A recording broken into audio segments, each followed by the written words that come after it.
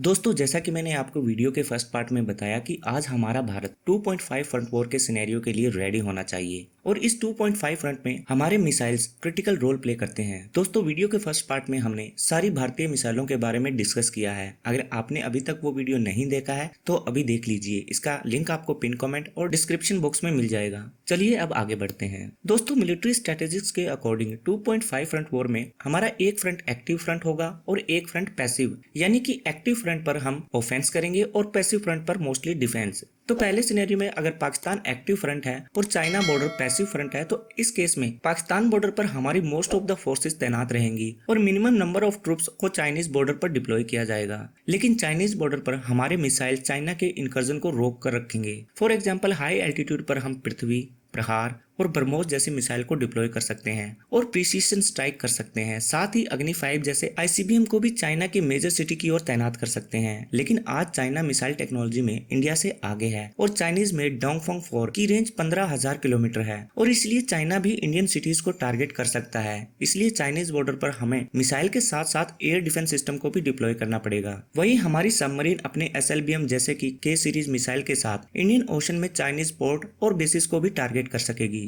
दोस्तों, चाइना भी आज 2 फ्रंट वॉर की सिचुएशन में है। चाइना के ईस्ट कोस्ट पर यूएस के अलाइज जैसे कि जापान, साउथ कोरिया में यूएस के बेसिस से यूएस मिलिट्री चाइना पर आसानी से अटैक कर सकती है। इसलिए इस केस में चाइनीज बॉर्डर को डिफेंड करने में इंडियन मिसाइल्स के साथ साथ इंडियन डिप्लोमेट का भी एक मेजर रोल रहने वाला है। वहीं पाकिस्तान के साथ एक्टिव बॉर्डर पर ब्रह्मोस गेम चेंजर साबित होगा, जो पाकिस्तान की एयर डिफेंस को चीरता हुआ पाकिस्तान के एयरफील्ड और कमांड एंड कंट्रोल सेंटर को डैमेज कर देगा। इसके अलावा एंटी टैंक गाइडेड मिसाइल जैसे कि नाग, हेलिना और एमोगा जैसे मिसाइल पाकिस्तान की टैंक बटालियन पर आग बरसाएंगे और इंडिया के एसएलबीएम यानी कि सबमरीन लॉन्च बैलिस्टिक मिसाइल जैसे कि के सीरीज मिसाइल इंडियन नेवी को पाकिस्तान के नेवल ब्लॉकेड में हेल्प करेंगे। साथ ही हमारे एयर टू एयर मिसाइल जैसे कि अस्त्रा और बराक 8 पाकिस्तानी आर्मी और मलेशिया के अड्डों पर स्ट्रीक स्ट्राइक कर सकेंगे।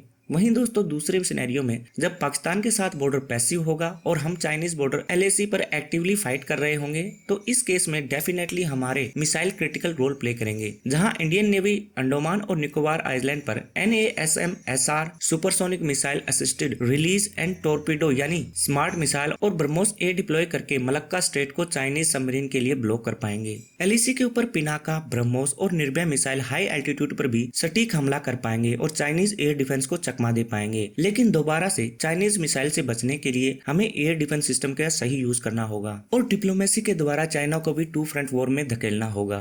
वहीं पैसिव पाकिस्तानी बॉर्डर पर India minimum number of troops और मिसाइल के साथ आसानी से डिफेंड कर पाएगा। लेकिन अगेन यहाँ भी पाकिस्तानी मिसाइल से बचने के लिए एयर डिफेंस सिस्टम महत्वपूर्ण रोल प्ले करेंगे। तो दोस्तों, अब बात करते हैं 0.5 फ्रंट की, जो देश के बाहर नहीं बल्कि देश के अंदर ही है और इस फ्रंट को नेस्तो नाबूद करने के लिए short range conventional missile India के लिए महत्वपूर्ण साबित होंगे, जैसे कि त्रिशूल, विशोराड और क्यूआर सैम। दोस्तों, इसके अलावा भी आज इंडिया रशिया के साथ मिलकर अपना सीक्रेट वेपन तैयार कर रहा है, जो है ब्रह्मोस 2। इसकी रेंज 1000 किलोमीटर होगी और ये मैक 8 की स्पीड के साथ चाइना या पाकिस्तान के किसी भी एयर डिफेंस सिस्टम को चकमा दे पाएगा। दोस्तों, आज चाइना अपनी सभी रॉकेट्स को एक unified force People's Liberation Army rocket force के तहत रखता है, जो मिसाइल कमांड एंड कंट्रोल को यूनिफाइड बनाता है। वहीं इंडिया में nuclear missile strategic force command के तहत आती हैं, जैसे पृथ्वी 2, शौर्य, अग्नि एक्सेट्रा।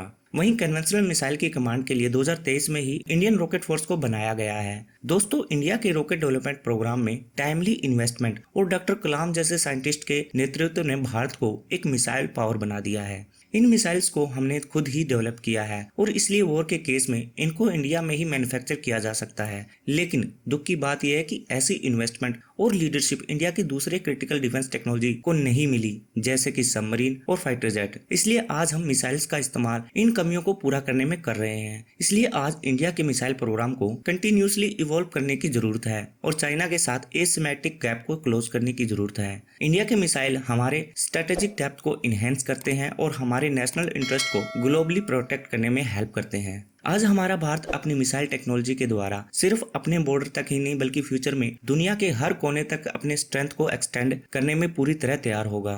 ये मिसाइल्स भारत के सुपर पावर बनने के ख्वाब में बैकबोन का रोल प्ले करेंगे। तो दोस्तों, यहाँ पर वीडियो को करते हैं खत्म। उम्मीद है कि आपको वीडियो इन्फॉर्मेटिव लगी होगी। भारत के मिसाइल प्लान को लेकर आपके मन में जो भी है कमेंट बॉक्स में हमसे जरूर शेयर करें। जय हिंद।